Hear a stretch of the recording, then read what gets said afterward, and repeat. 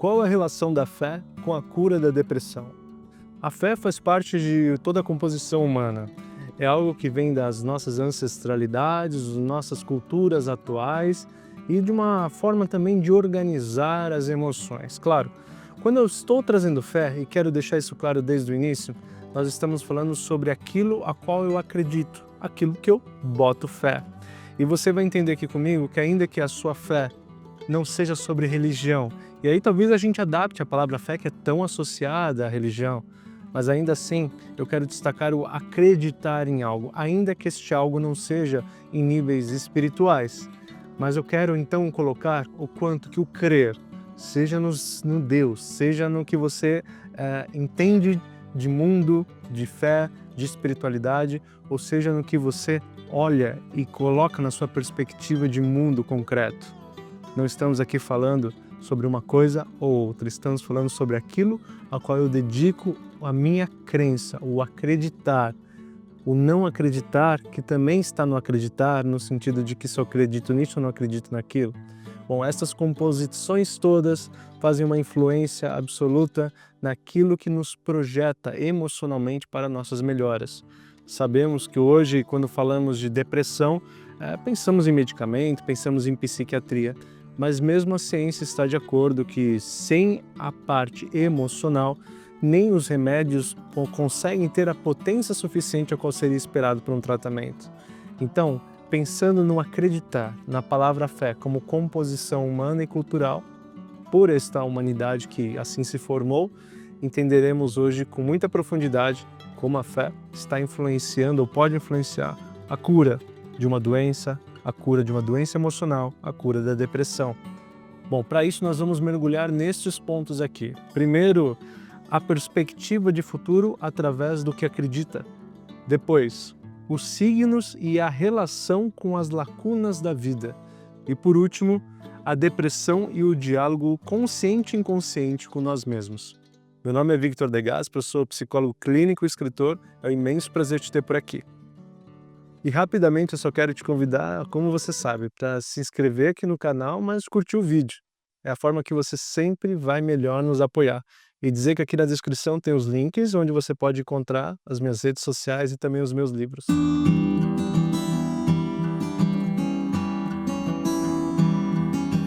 Quando entendemos que há uma estrutura deprimida, há essa introversão que está se relacionando com a tristeza, nós entendemos que a ideia de futuro está comprometida. A potência, a perspectiva, de fato, o olhar do horizonte, aquilo que está na minha frente, me convidando a seguir, me convidando a superar o presente e essa relação com o passado, está ali me atraindo nesse rumo. Bom, não é uma atração absoluta, a gente sempre está se relacionando com o presente, claro, mas também com o passado, mas ainda assim que há uma perspectiva de futuro que nos vem para construir este lugar à frente. E o acreditar, nesse sentido amplo que estamos falando, né, que não determinadamente estamos dizendo ser espiritual, mas o quão acreditar em algo que dê perspectiva de caminho é tão importante.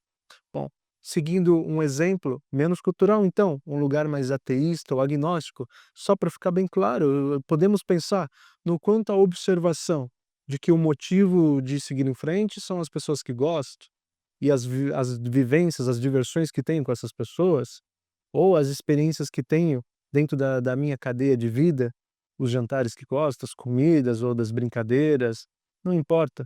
O que justifica e me faz acreditar que neste lugar de movimento à frente, este horizonte, que lá na frente desenha uma razão, um porquê, como ele me convida para seguir. Então acreditar está em um sentido tão amplo que muitas vezes precisamos compreender as possibilidades interiores e exteriores desse seguir. Às vezes encontraremos em razões muito simbólicas e íntimas, e às vezes encontraremos em tarefas de fato físicas, participantes de vivências exteriores. Bom, assim, quando estamos entendendo a compreensão da verdade como a minha ideia de acreditar nisso, a minha ideia do porquê, das razões filosóficas, espirituais, teóricas em qualquer sentido que me levam neste caminhar à frente, eu começo a dar significado e uma maior base construtiva para eu ter para onde ir, né. No sentido emocional, está na nossa cadeia interior, que a vida nessa cronologia que conhecemos, então que é a do tempo, que é do crescer, que é do amadurecer, do que começa num lugar e vai para outro à frente. Este movimento que estamos inserido sempre tão dialoga com o que temos ainda por viver, ou seja, o invisível, o suposto, o hipotético, também é uma força potencial para aquilo que nos direciona. Quando estamos, então, na perspectiva da paralisia, da petrificação do presente, uma paralisia da petrificação do passado, eu estou sem o motivo vital da vida, que é o avançar, é o ir. O que explica isso? Bom, as suas bases filosóficas, as suas bases espirituais, não importa. O que importa é que vivemos um ritmo do ir à frente, irreversível, já pela base do tempo, pela base de que nenhuma hora volta, nenhum passado volta. Então, nesse movimento à frente, só avançamos e saímos de um estado presente se tivermos esse convite futuro que tanto nos leva a ir. O acreditar numa dimensão interior, ele é o que energiza as minhas habilidades, energiza os meus recursos. Porque se eu tenho tantas habilidades, capacidades, talentos, ou sei me virar, sei construir, sei fazer dar certo, é porque existe algo que me convence ou me mobiliza a juntar estas peças a favor de um lugar maior. Esse lugar maior não precisa ter um nome, não precisa nem ser verbalizado. Às vezes só sentimos que há algo que nos inspira, há algo que nos movimenta. E seja lá o que for, eu sempre vou insistir aqui. Não precisa ser espiritual, não precisa ser de nenhuma dimensão que precisamos rotular, protocolar de alguma forma. Não. Se em você acreditar em motivos, ter motivos específicos para o caminhar, já é bastante suficiente. E a gente vai encontrar isso em ideias interiores, como eu introduzi, ou ideias exteriores, como juntei há pouco. Quer dizer, os motivos aos quais eu vejo, os motivos aos quais eu falo, os motivos aos quais eu ajo. Mas mais do que isso, as emoções às quais eu sinto, né? As inquietações às quais eu vivo, as perguntas que eu tenho ainda não respondidas que me mobilizam. Às vezes, as perguntas são mais valiosas do que as respostas, porque as respostas tendem a dar o tom da finitude. Eu encontrei e aqui está resolvido. Se entendemos a vida como uma eterna pergunta ainda não respondida, podemos compreender que a dimensão de uma vida findada, aqui ela está solidificada. Eu não tenho mais para onde ir, é o que então faz esburacar profundamente a vitalidade. Não, não tenhamos essa prepotência. Temos, sem dúvida alguma, uma perspectiva de perguntas sem respostas. Bom, não é ingênua uma pessoa que está com depressão. Ela não acha que ela sabe tudo e a vida está resolvida, mas ela desiste de achar algumas respostas ou para de se perguntar sobre algumas coisas. Bom, por isso estamos colocando aqui em primeiro, antes de avançarmos para os próximos pontos, o tamanho da dimensão, né, da importância de algo que está por vir, de algo que está dentro de nós, de algo que me faz entender ou reenergizar as minhas peças para provocar um movimento à frente.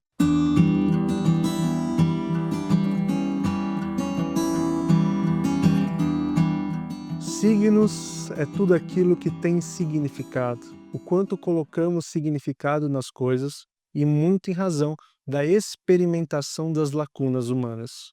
Nós somos pessoas, ideias, pensamentos, emoções repletos de lacunas. Bom, são as tais perguntas sem respostas que estávamos falando.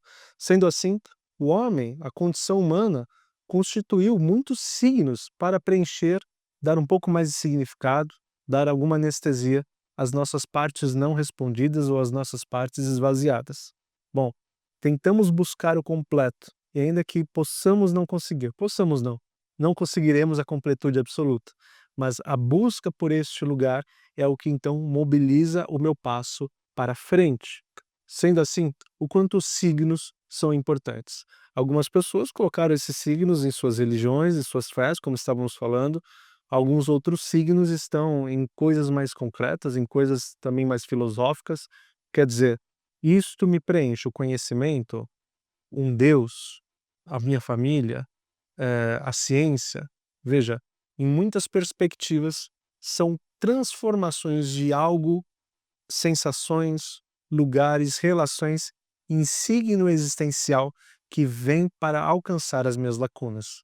Bom, as inquietações humanas, pensando até nos filósofos, vêm de um lugar, sem dúvida, de um encarar, de descobrir, de vivenciar as lacunas como nunca. O bom filósofo faz perguntas interessantes, né? Muito mais do que as responde, ou pesquisa sobre a pergunta, quase que na tentativa de respondê-las, mas jamais numa definição. Porque então é entender que essas lacunas elas vão participar mesmo da vida, mas, sem dúvida nenhuma, entender os signos, os símbolos, aquilo que preencherá meus espaços é absolutamente importante. No caso de alguém que está deprimido, temos lacunas imensas, temos lacunas instáveis, temos lacunas que talvez um dia já foram preenchidas. Bom, se já somos faltantes em muitas dimensões, imagina se ainda perdemos aquilo que já tínhamos. Ficamos ainda mais faltantes, talvez até descrentes, despotencializados da razão da vida, da razão do meu futuro, ou até do otimismo do que ainda posso vir a conquistar. Realista ou não, é um otimismo necessário para que nós possamos ter a perspectiva do ir em frente. Sendo assim, eu só quero trazer essa dimensão do signo para que a gente entenda que, sem dúvida, o tal acreditar que estamos falando, a tal fé, colocar algo como importância, é dar então algum preenchimento a lacunas, diminuir o espaçamento desses vazios e, sem dúvida, fazer as minhas partes interiores se conectarem com um pouco mais de potência, porque então, se sou mais vago do que preenchido, bom, eu não me sinto o suficiente para o movimento, mas se consigo ir me preenchendo mais do que fico vago, mesmo que estar vago seja eterno, eu entendo e constituo um movimento um pouco maior. Então, do que você preenche esse vazio, né? Do que você preenche esse estado interior? Ao ponto de que então entendemos que se formos muito longe com essas dores, se esta depressão não alcançou a dimensão a dimensão de uma compreensão o quanto antes, talvez eu tenha ficado doente o suficiente para também perder a potência do movimento. É a hora que eu preciso de ajuda, de uma terapia, de um médico, de alguma inspiração que possa me devolver o movimento de fato, né? Bom, e me reintroduzir signos, símbolos e importâncias. Não importa de onde venha, tem que ser signos, símbolos que possam lhe envolver e lhe dar saúde. Veja, também é uma espécie de signo ou uma espécie de preenchimento quem acaba abusando de outros recursos. Abusando de relações, abusando de drogas, abusando de bebidas, abusando de jogo, abusando de qualquer coisa, que mesmo em pequena dose é lindo, boa, etc, mas colocando ali uma intensidade que acaba sendo doentia, de um desespero, como se livrar de um afogamento, ao qual eu estou então tentando não me afogar na minha própria falta, no meu próprio vazio. Então, se eu construo símbolos que não vão para esses lugares exagerados ou destrutivos, eu vou colocando, digamos, mais terreno para onde pisar, mais lugares firmes para usar minhas habilidades. E aí sim, eu consigo cada vez mais ter mais destreza, fortalecimento do meu movimento.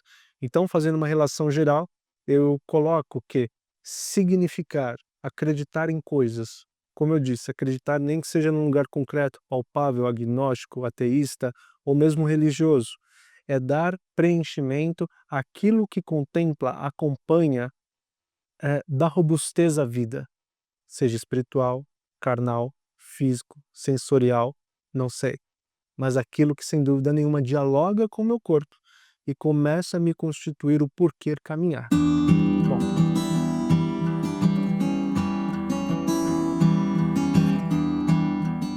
qualquer sentimento vem como um aviso, os bons como reafirmação de coisas boas, os negativos como um alerta de que, opa, por aqui as coisas não vão bem. Esse alerta, se não ouvido, não observado precocemente, pode ser piorado ao ponto de chegar ao que descrevemos. Um estado deprimido que eu já preciso de recursos adicionais para sair desse lugar. Bom, isso é para entendermos que a depressão é um diálogo, ela não é nossa inimiga, por mais que seja difícil senti-lo. Mas na verdade a depressão vem como a dor física, como a dor de um arranhão, alertando que ali há um perigo, alertando que ali temos que tomar cuidado. Sendo assim, há um diálogo constante entre o nosso consciente e o nosso inconsciente. No consciente, no sentido prático, onde estou, com quem eu vivo, o que eu faço, o que eu sinto, o que eu estou vivendo na minha existência, o que eu estou construindo como projeto de vida.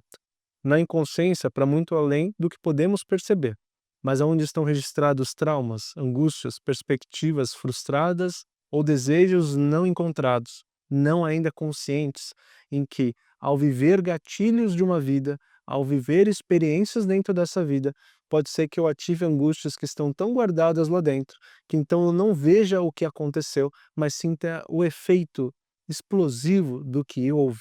Ou seja, eu não entendi, eu não vi que isso engatilhou algo que está no meu inconsciente e me fez ferver, explodir por dentro. Mas eu senti as consequências, senti as feridas, senti os estilhaços dessa explosão, mas não necessariamente entendi o que explodiu, como explodiu, o que houve. Por isso que o processo de consciência e autoconhecimento é tão importante, para que nossa vida pare de se relacionar com o invisível, pare de se relacionar com o que eu não consigo alcançar, e aí eu pare de ter uma certa cegueira sobre tudo aquilo que me compõe. Se eu passo a ter consciência, eu estou vendo que isso está atingindo aqui, o que esta outra coisa está se relacionando com essa. Está na dimensão da minha observação, da minha percepção, e aí eu passo então a entender como que os meus sentimentos estão dialogando com a minha estrutura de vida. Agora sim compreendendo de fato o que está acontecendo. Bom, isso é tudo para a gente entender que nas nossas interioridades estamos repletos de coisas que não sabemos ou ainda não definimos muito bem. A terapia vem nesse lugar de tentar dar forma, de tentar dar tradução, tentar captar atitudes, sentimentos, atos falhos e tentar interpretar, bom, acho que tem essa bagagem aí dentro. Nesse sentido, quando falamos de um diálogo consciente e inconsciente, é porque também temos que entender que a depressão ela está nesse diálogo tão imenso do subjetivo voltando ao nosso elo inicial, que é da fé ou do acreditar. Ou seja, aquilo que me faz essa perspectiva de razão, de significado, também dialoga de forma calmante com as minhas incertezas, com os meus medos, com os meus desejos interiores. Até que eu consiga, no caminho do meu desenvolvimento, descobrir com mais consciência o que desejo, o que me dá medo, o que me angustia. E nesse sentido, então, eu dei uma plataforma um pouco mais confortável para que haja um diálogo cada vez mais consciente entre meus eus interiores e os meus eus exteriores, entre o meu eu completo e o mundo exterior. Ou seja, toda essa bagagem, essa estrutura que me diz, me convence, me elabora a continuidade da vida, me dá uma certa plataforma para que eu me conheça mais profundamente e dê passos mais precisos, mais robustos, mais acertados nas direções que eu preciso. Dessa forma, sem dúvida, a gente está construindo uma vida que ela é não só de fora para dentro, de dentro para fora, mas um diálogo constante entre essas idas e vindas, mas que, sem dúvida nenhuma, contempla, antes de tudo, uma subjetividade humana, a sua aí, que está em constante diálogo com a amplitude do viver, ou seja, com aquilo que eu creio, com aquilo que eu acredito, com aquilo que eu amo, com aquilo que me dá inspiração, agnosticamente falando, de forma ateísta, de forma religiosa, de forma filosófica, não importa.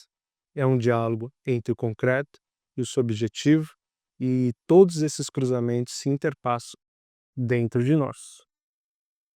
Como tanto sabemos, essa é toda uma dimensão bastante subjetiva individual.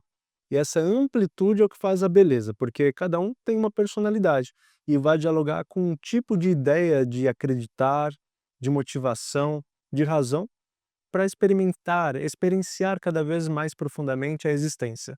Por isso que não é sobre uma coisa ou outra, não é sobre uma filosofia, uma teologia ou coisas específicas. É sobre como você pode se relacionar dentro da sua personalidade, da sua historicidade, com essa grande interioridade possível que é a subjetividade.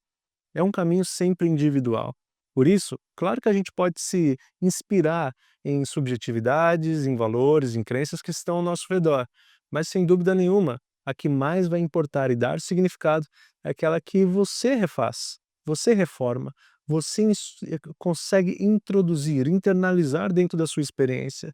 É fazer do que você observa, sente, vive, uma conclusão, uma experimentação, um trajeto que seja apenas seu. Por isso, estamos aqui para compreender, como fizemos ao longo desse percurso, que aquilo a qual você dedica o seu olhar à frente, o seu olhar de horizonte, é tão precioso e único que não deve ser discutido em maiores formas. É de uma filosofia, de um entendimento emocional que só cabe a você, e aí está o segredo para um caminho realmente potente. O que tanta gente diz, faça isso ou faça aquilo, talvez não seja o que pode alcançar o seu coração, mas sem dúvida nenhuma, juntando peças, fragmentos, inspirações, você pode entender muito bem aí qual é o seu lugar de caminho, qual é o trajeto e horizonte que você quer realmente pisar. Bom, mais uma vez, além de agradecer, eu só quero te convidar para curtir esse vídeo.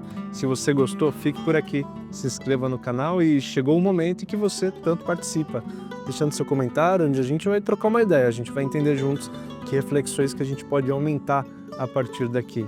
Bom, muito obrigado então por mais essa confiança e que a gente possa seguir aqui elaborando, edificando, construindo pensamentos que possam dar robustez, potência, realização às nossas vidas.